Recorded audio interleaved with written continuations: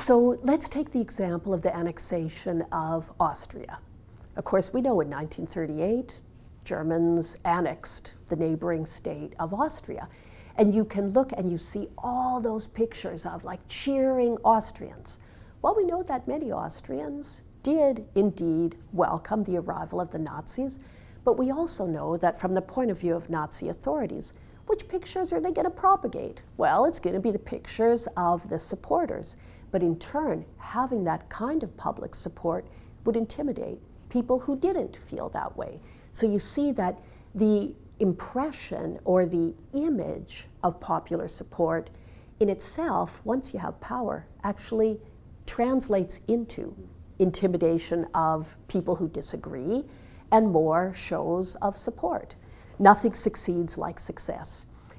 Maybe another concrete way to think about this issue of the fertile ground is to look at the example of Victor Klemperer, German Jewish professor. Well, we know he in fact converted to Christianity. He was baptized, he was married to a Christian, but under the German law, he counted as Jewish.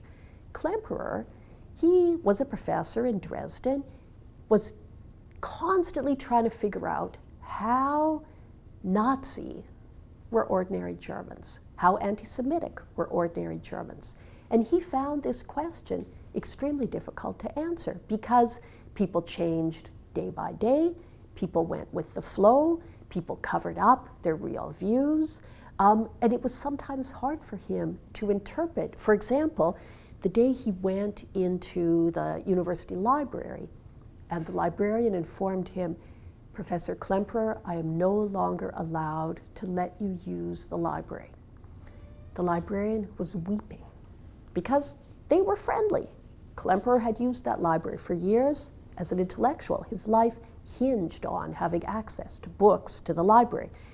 But which was the important piece of information for him? That the librarian cried, or that he enforced the prohibition? You're not allowed to use the library.